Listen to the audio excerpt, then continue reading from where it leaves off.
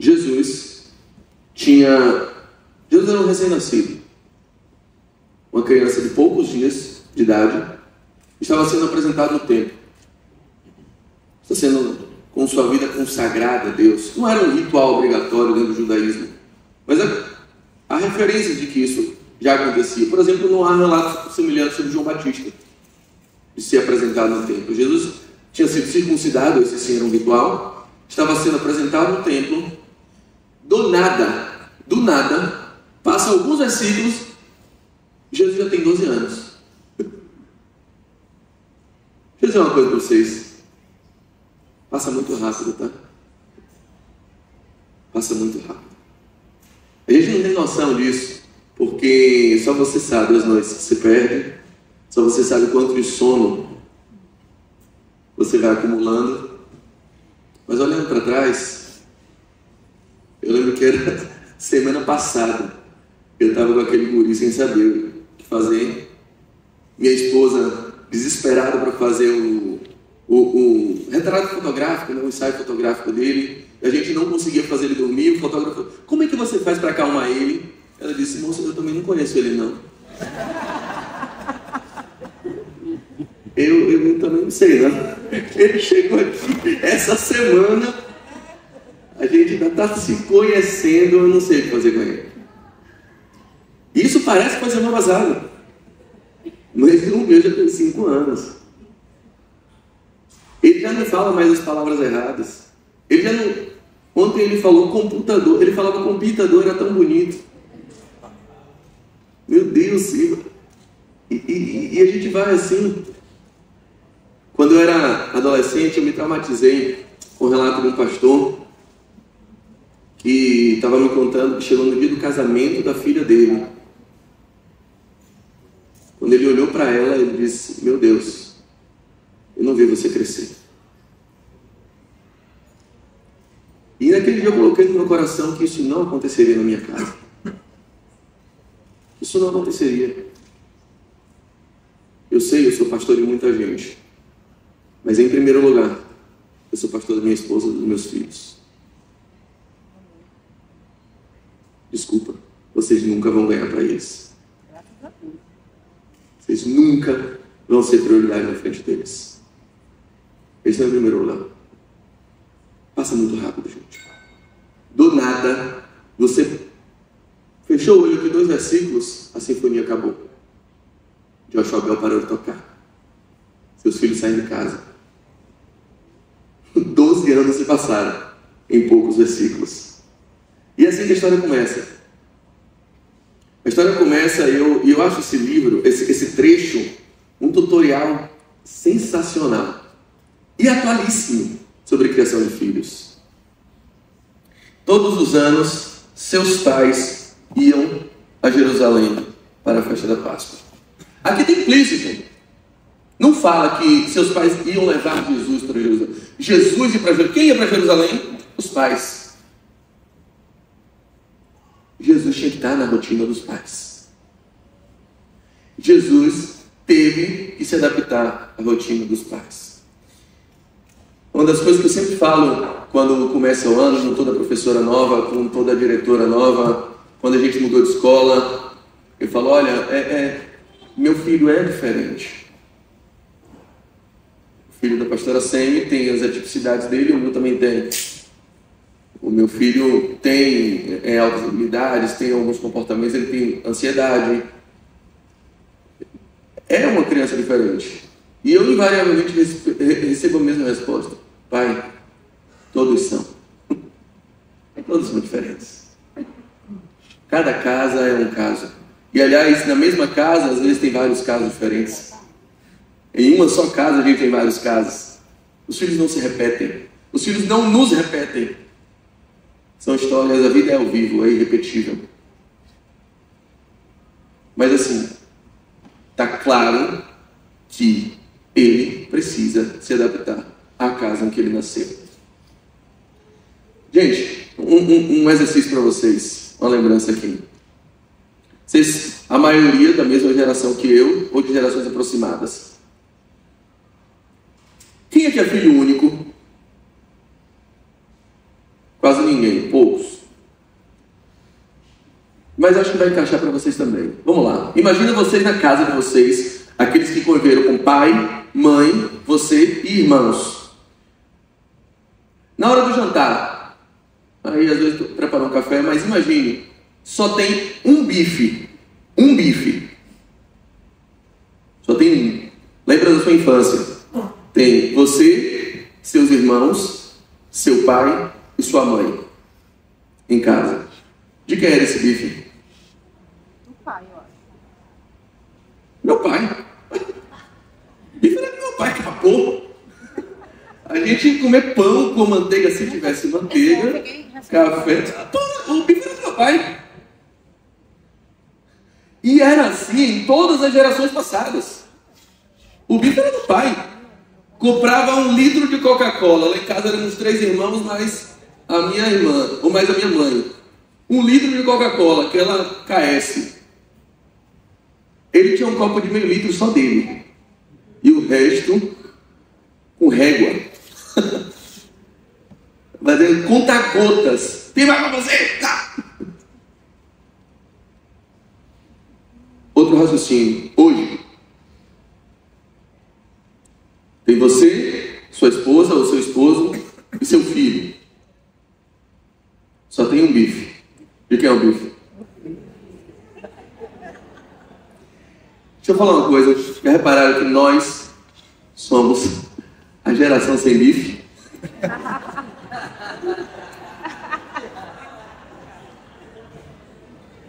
Eu não tinha bife quando era criança. Cresci e continuo sem bife.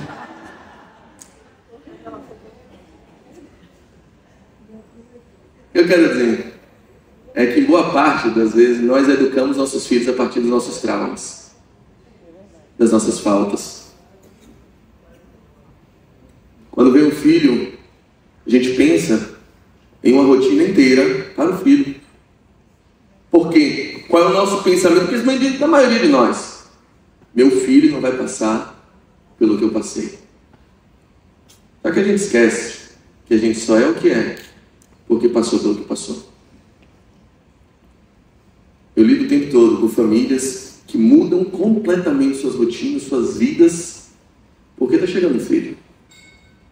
E coloca ele como o centro do universo, como um buraco negro que atrai todas as coisas para ele, de onde a gente não consegue sair nunca. O filho vira uma caverna, um dragão. Não consegue fazer mais nada enquanto o filho está acordado. Por quê? Porque ele passa a ditar o rumo das nossas vidas. Não existiu criança mais diferente, mais especial do que Jesus. E Jesus teve que se adaptar à rotina de uma família que existia antes dele. Por que Jesus ia para Jerusalém? Porque os pais iam. O problema é dele. E eu vou tocar especialmente num ponto, que é a criação dos filhos na igreja. Como fazer com que meu filho seja cristão? A primeira coisa que eu entendo, e aí entra um aspecto de teologia. A teologia nos ensina que todos nós nascemos depravados, que todos nós nascemos em pecado, que todos nós nascemos inclinados ao mal. Velho exemplo, você lembra quando foi que você ensinou seu filho a mentir? Alguém aqui ensinou? Alguém tem um filho que não mente? Eles aprendem. Aprendem como? Sozinhos. Vem no pacote. O aplicativo já vem instalado. Alguém aqui ensinou o filho a defender o próprio brinquedo? A defender o brinquedo? Ele largava, deixava Não brigava pelo brinquedo. Mas o normal é ele... Uma das primeiras palavras que normalmente a criança aprende a dizer é o quê? Meu. Minha. Agora, quem aqui teve o trabalho de ensinar a compartilhar o brinquedo? Ô treva. Meu Deus do céu. Misericórdia. Ele nasce egoísta. Ele nasce egoísta, ele nasce mentiroso, ele nasce egocêntrico. É assim que nossos filhos nascem. O que eu quero dizer com isso? É que às vezes a gente se atrapalha no tipo de trabalho que a gente deve ter para ensinar a palavra aos nossos filhos. Eu digo sempre lá em casa, eu não discipulo meu filho. Eu não discipulo, eu não cobro do meu filho agir como um discípulo. E eu digo sempre para a igreja, meu filho não é pastor, pastor sou eu. Meu filho nem crente é ainda. Eu não estou discipulando meu filho. Eu não cobro rotina de oração do meu filho. Eu não cobro exigência de leitura bíblica do meu filho, como se ele fosse já um regenerado. Não. Meu filho nasceu depravado. Eu estou evangelizando meu filho. Meu filho vai precisar ter a experiência dele com Jesus. Porque essa tarefa que às vezes a gente tem, filho de crente, está ali e exigindo dele que ele seja, que ele haja como um regenerado sem ele ser, das duas eu crio uma. Ou eu estou criando um fariseu, repetidor de tarefas, que não sente prazer naquilo que faz, um legalista, ou eu estou criando um futuro revoltado com o evangelho, que vai sonhar em fazer 18 anos e sair da igreja. Aliás, esse espectro é bastante comum, por exemplo, entre filhos de pastor. Quantos filhos de pastor você conhece que é um capeta? É muito comum. Por quê? Porque a gente assumiu essa ideia de que você tem que ser crente sim, e eu vou evangelizar como se ele já nascesse iluminado pelo Espírito Santo, simplesmente porque eu fui. Não. Nós nascemos em pecado. O seu filho nasceu em pecado. O seu filho nasceu inclinado ao mal e sem uma experiência com a graça de Deus que o regenera, que muda e molda o seu coração. Não adianta tentar discipular. É adestrar o morto. Nós estávamos mortos em nossos próprios pecados. Então, queridos, repito, eu não discipulo o meu filho. Eu evangelizo o meu filho. Só que dentro desse aspecto da evangelização, envolve ele se adaptar à minha rotina. E desde bebê ele sabe, a minha rotina é subir ao templo. Ele está aqui, veja só, a nossa tarefa é a tarefa de um jardineiro. E o que é um jardineiro? O jardineiro ele pode fazer nascer uma rosa? Vai, rosa, nasce. O jardineiro nenhum tem esse poder. Mas como é que ela acaba nascendo? Como é que as plantas acabam nascendo? Porque o jardineiro expõe a semente a todas as condições favoráveis para que a vida seja gerada. A nossa tarefa de pais é ser jardineiros. É expor a nossa pequena semente à condição adequada de clima, de irrigação, de calor, de iluminação. Sim, faz parte disso, trazer ele para a igreja, que é o ambiente que ele vai entender que é o ambiente ao qual ele pertence. E é aqui onde as condições serão geradas para que a boa semente seja plantada no coração dele. E assim, nós creiamos com fé que aquilo que eu não posso fazer, o milagre da natureza, que nós chamamos a graça de Deus, vai fazer. É aqui que a vida vai ser gerada. Meu filho ainda não é crente, beleza, mas ele sabe que faz parte do dia a dia dele, faz parte da semana dele, estar na igreja. E essa é a rotina que ele já encontrou quando nasceu. É a rotina que ele já encontrou quando ele nasceu. Ele chegou, eu cheguei antes dele. Eu e minha esposa já morávamos lá no apartamento quando ele chegou. Ele chegou e encontrou uma rotina. Ele encontrou pais que sobem a Jerusalém. Então, você vai junto. Jesus tinha 12 anos. 12 anos é quase 13. 13 é a maioridade para o judeu. Jesus está na sua adolescência, quase com maioridade lá. Os pais estão indo. O texto deixa uma margem de que ele está indo lá segundo o costume. Ou seja, ele está enquadrado em uma rotina que não é a dele, que era da família, que era antes. Ele está indo segundo o costume de quem? Dos pais. Ele está seguindo um costume da família. Ele está adaptado a uma família que teve, aqui em casa é assim, tá bom? A banda toca assim. A gente não vai mudar de banda porque você chegou. Claro, gente, óbvio.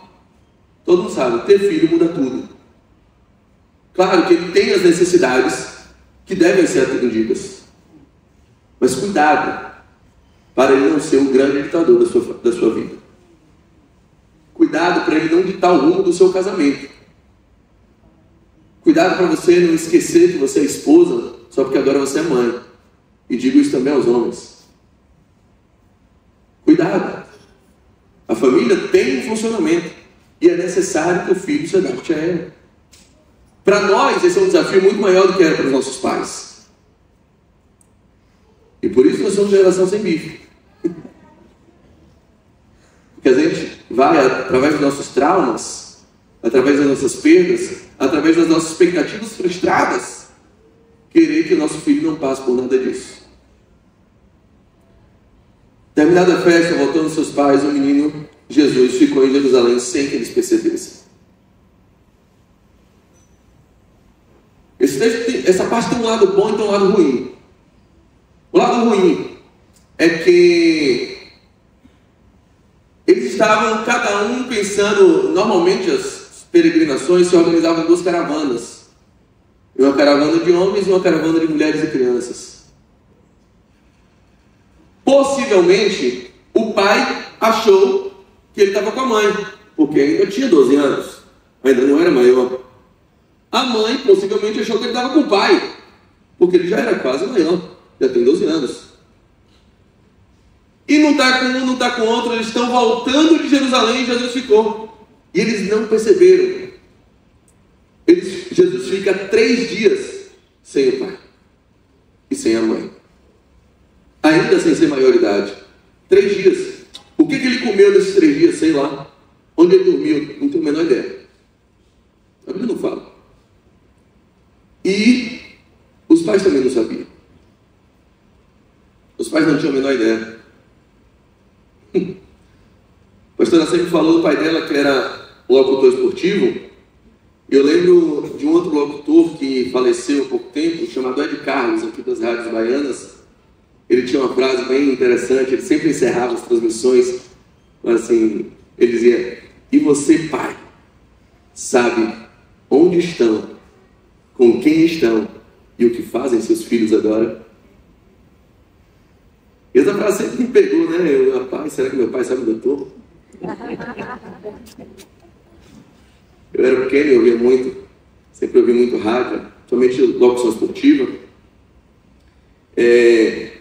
Mas essa é uma pergunta que a gente tem que fazer. Você sabe então seus filhos agora? Você sabe onde devem estar seus filhos agora? Curiosamente, José e Maria não sabiam onde estava o filho deles. Mas foram encontrar justamente no lugar para onde eles sempre o levaram.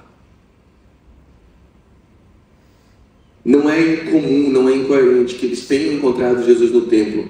Por quê? Porque durante toda a vida de Jesus, foi para lá que eles levaram. Conheço muitos pais que seus filhos nunca viram você orando, lendo a Bíblia. Pais que não estava com preguiça de levar na igreja, mas o filho fica adolescente, ele quer que o filho namore uma crente, quer que o filho esteja na igreja. Dificilmente você vai recuperar todos esses anos que você não ambientou ele com esse lugar. Agora aquele adolescente está revoltado. Agora que ele está ouvindo Slipknot, dificilmente você vai convencê-lo. Porque isso nunca foi semeado na vida dele. Porque esse nunca foi o ambiente onde você o regou. Porque esse nunca foi o jardim onde você o plantou. Se você quer que seu filho se interesse por uma crente, deixa ele ter amigas crentes. Sua filha se casa com um varão profeta, ela precisa conhecer vagões profetas. Ela precisa estar no ambiente onde andam esses vagões. Isso não é uma ciência absoluta. Há exemplos, claro, de pessoas que trilham seus próprios caminhos. Isso não está no nosso controle. Mas existem coisas que estão no nosso controle. Onde eu vou plantar? Onde eu vou semear? Que tipo de água eu vou jogar naquela plantinha? Isso está no meu controle. Tem um lado bom também, isso aqui. E vai ficar evidente no texto. A todo momento, aparenta que eles criam Jesus para emancipá-lo, para dar autonomia para ele. Eu aprendi que o grande sucesso de um pai, o grande sucesso de uma mãe, é quando você consegue se tornar inútil. Ser pai e ser mãe é a arte de saber se tornar inútil. Um bom pai não é o que cria um bom filho. Um bom pai é o que cria um bom pai. Eu não quero que a Rafinha, com 40 anos de idade, me ligue para saber que calçado ele vai usar no dia. Se ele fizer isso, eu vou dizer: o problema é teu. Sai. Eu espero que ele tenha habilidade suficiente para escolher o próprio sapato. E mais, para escolher o sapato do filho dele. Eu não crio meu filho para ser um bom filho. Viu, mães? Não precisa fazer a vitamina dele até 25 anos.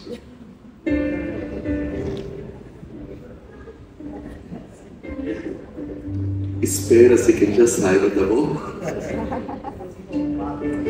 Até o 24 para, né? Não precisa arrumar o armário que a esposa dele já arrumou. Fica na tua. Aprende a ser inútil. É para isso que você está criando ele.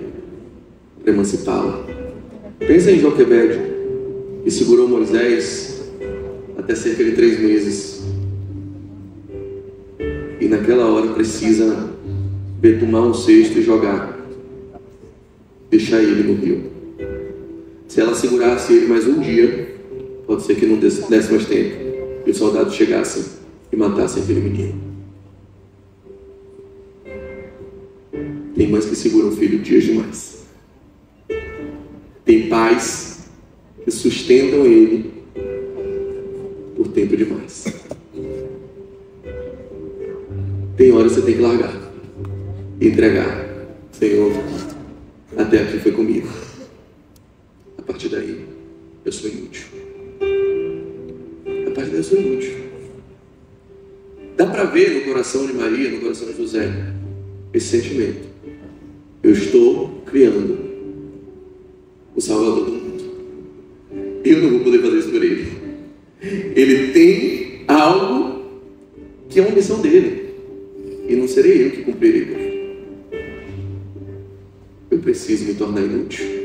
E é claro que isso é aos poucos. Eu não estou falando aqui de displicência.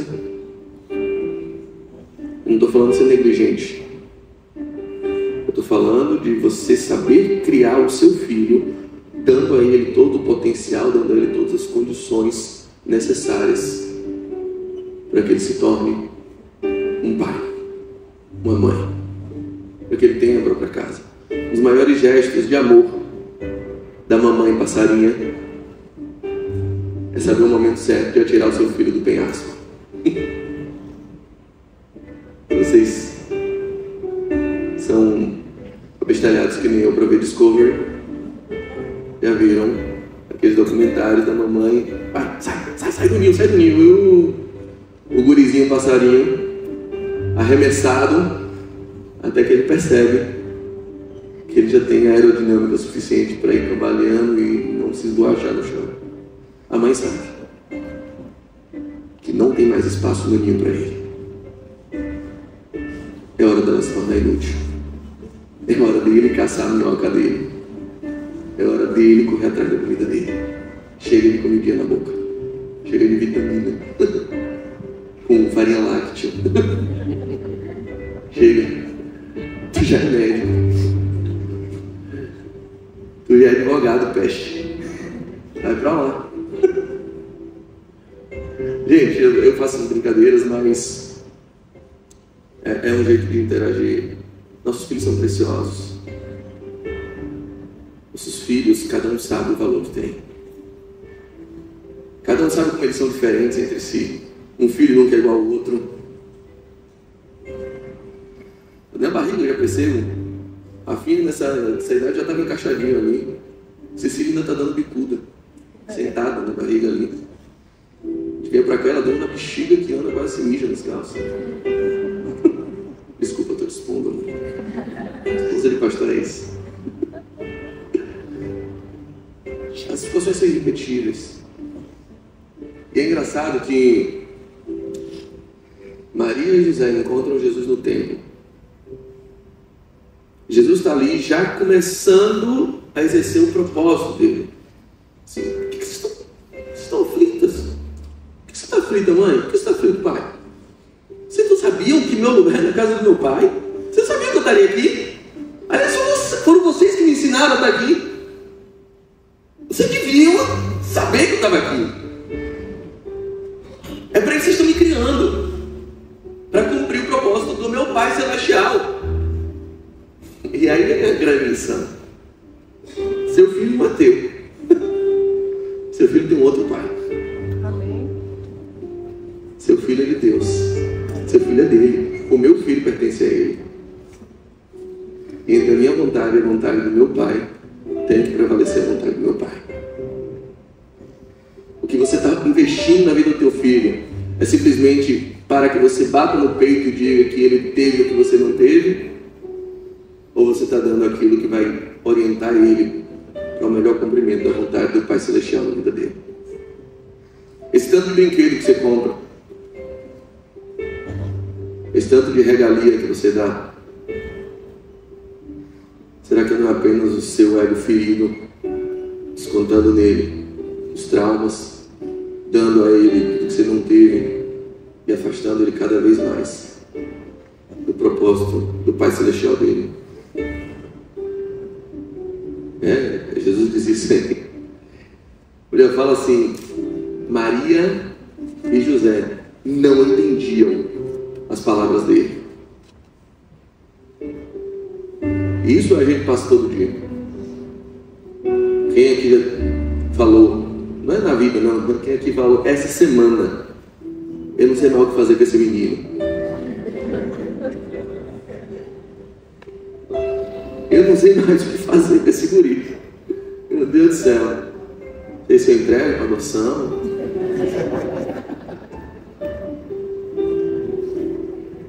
Eu vi a experiência do menino que chegou com os pais e disse: pai, quando eu era criança eu fui adotado. Aí o pai disse: foi. Mas eles devolveram pra gente. Não te aguentaram.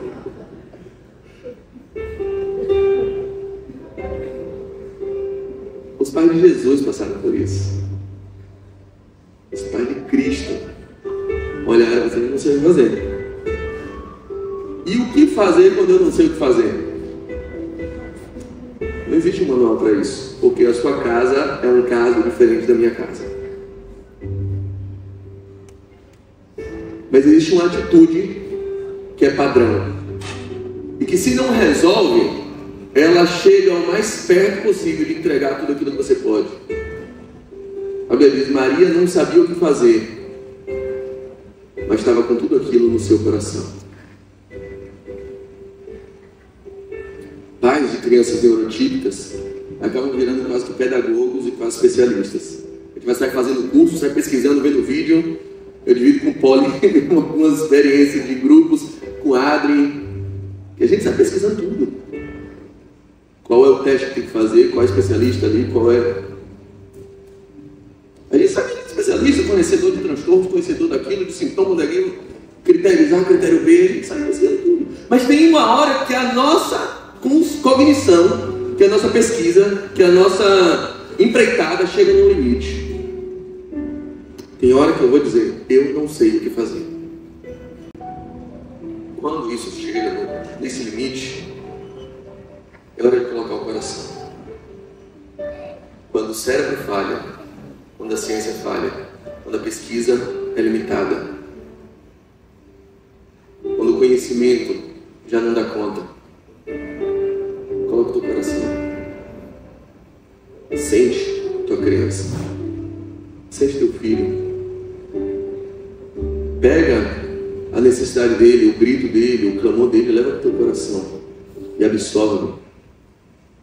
E coloca isso em jogo. Coloca o seu sentimento. Acredite que não foi por acaso que Deus te plantou como pai dessa criança. Não foi por acaso que Deus te colocou como mordomo de um filho dele. Não foi por acaso que esse menino nasceu da tua barriga. Existe uma conexão sentimental entre vocês. Existe uma ligação de corações. Por 9 meses, ele comeu tudo que você comia. Ou ele comeu a partir daquilo que você comia. Um dia, esse guri foi uma célula haploide que ficava dentro do seu testículo. Tem uma ligação entre vocês? Tem uma ligação entre mim e meu filho. E nem tudo que eu faço com ele, nem todos os aspectos de criação que eu faço com ele são necessariamente pensados. Às vezes é só amor em jogo. Às vezes é só um sentimento ali e a conexão que a gente tem. Dizer, eu não sei o que fazer. Eu nunca vou ser o melhor pai. Mas eu vou ser o melhor pai que eu puder. Eu não sou o melhor pai do mundo. Esse título ainda está com o Rodrigo Hilbert. Mas eu tenho uma consciência, uma certeza. Eu sou o melhor pai do meu filho. Rodrigo Hilbert não seria melhor para Rafa do que eu. E não vai ser melhor para Cecília do que eu. Ninguém faz pelo meu filho o que eu posso fazer. Porque o meu coração está nele. O meu coração está nela. Ninguém vai ser melhor do que eu para ele. Eu sei que eu sou a melhor coisa do mundo para ele. Eu e a mãe dele.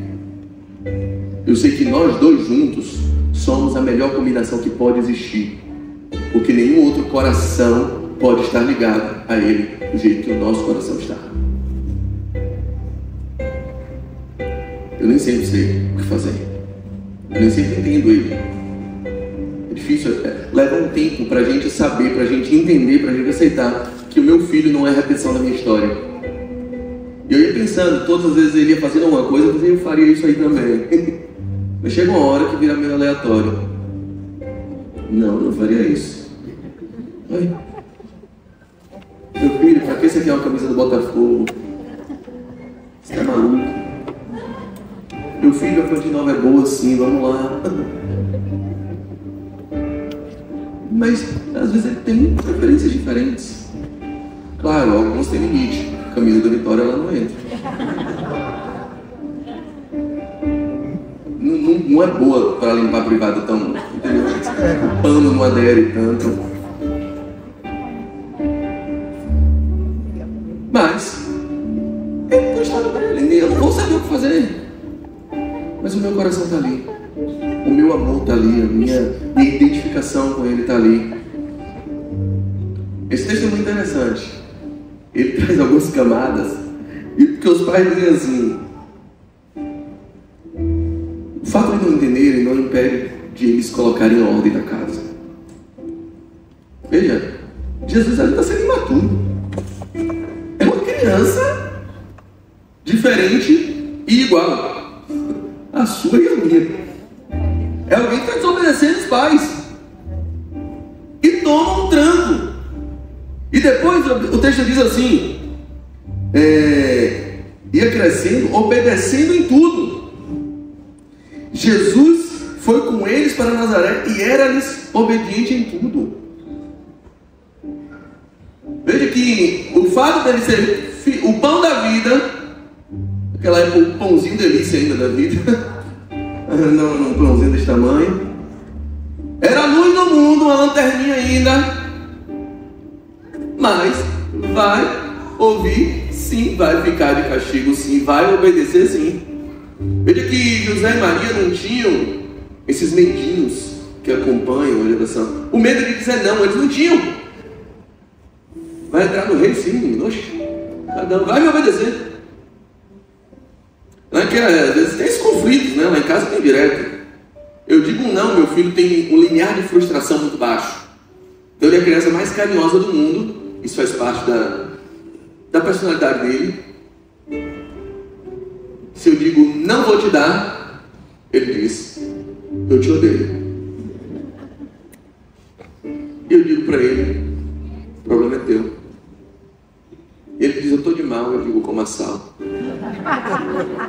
Você é infantil, mas na quinta série eu me formei.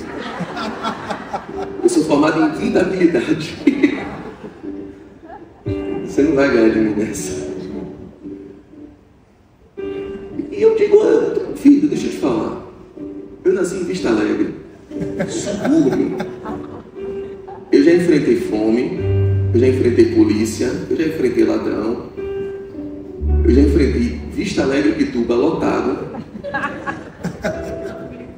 Não é por causa do amor de um menino de 5 anos que eu vou morrer.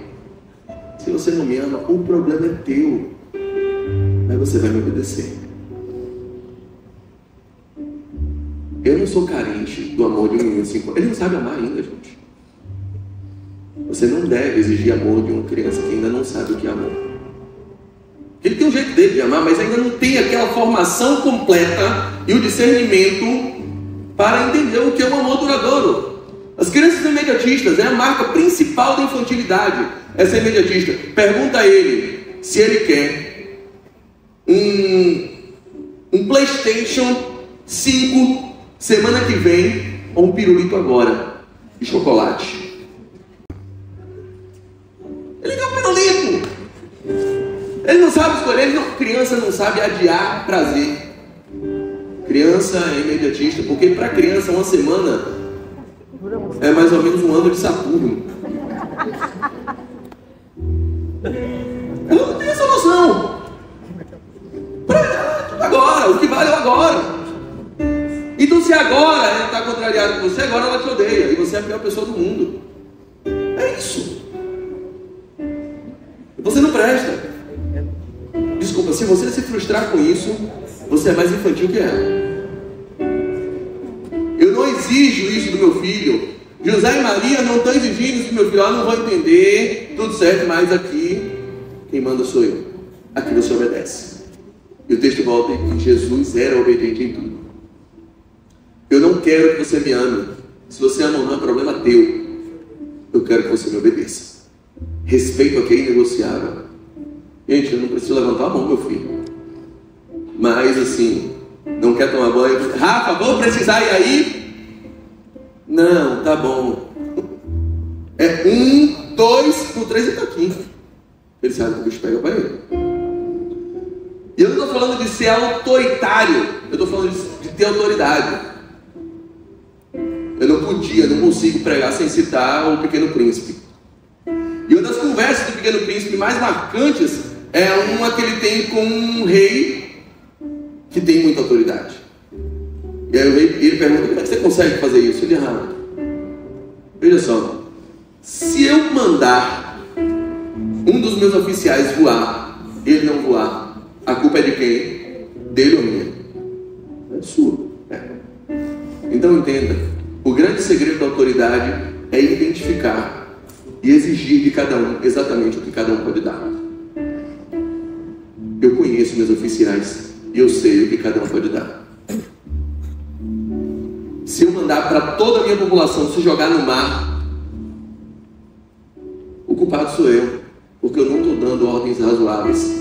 Então eu fico satisfeito em ser esse rei mandão, porque eu sei que as minhas ordens são razoáveis e devem ser obedecidas.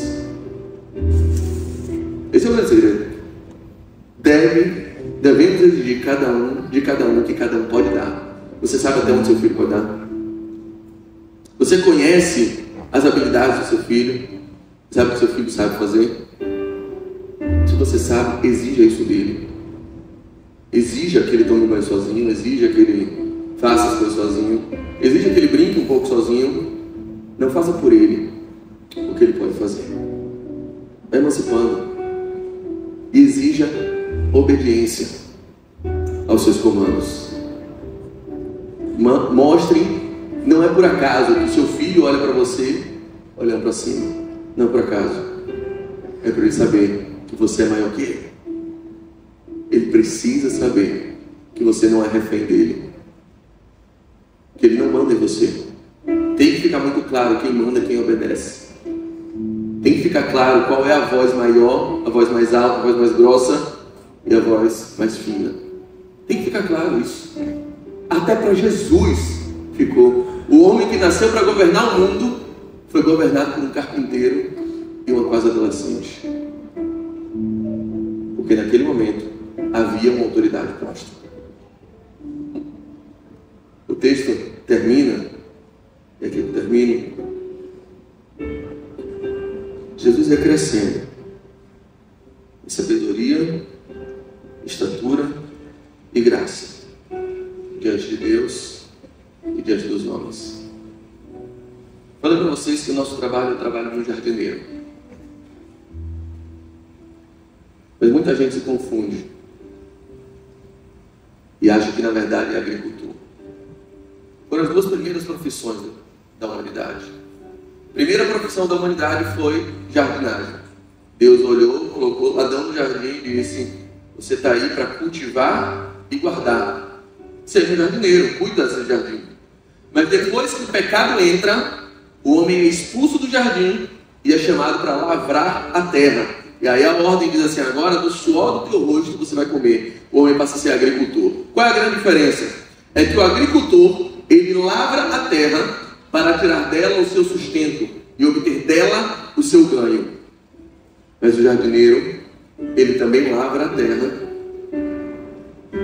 mas pelo simples prazer de ver crescer. A minha pergunta é: você é um pai agricultor que está investindo no seu filho porque você espera dele retorno, que está presenteando ele porque espera dele gratidão, porque espera que está investindo na carreira dele porque ele vai ser, que é ele que vai escolher seu asilo? Está querendo sugar do filho, está depositando no filho suas carências e aquilo que o seu pai não preencheu porque o bife era dele. Ele está querendo que o filho preencha hoje o vazio que a sua mãe deixou. Ou você é um jardineiro que está semeando, regando, expondo ao sol, trazendo para a igreja, falando a palavra, orando com ele, instruindo ele, pelo simples prazer de ver crescer. Jesus ia crescendo em graça, em sabedoria, porque Deus, o Pai Celestial, escolheu os melhores jardineiros para cuidar dele. Eu quero dizer que o Pai Celestial também te escolheu para cuidar da sua pequena plantinha. Mas aí você que vai escolher se você é o Adão antes do pecado ou o Adão depois do pecado. O Adão jardineiro ou o Adão agricultor. O Adão lavrador. Curiosamente, o segundo Adão, Jesus Cristo, quando ressuscita, aparece primeiro uma mulher, Maria Madalena, que não reconheceu quando olhou para ele, viu todas as características e confundiu ele com o quê? Com o jardineiro. O primeiro Adão foi agricultor, o segundo Adão foi jardineiro. Esse é o nosso exemplo. Vamos ficar de pé, vamos fazer uma oração.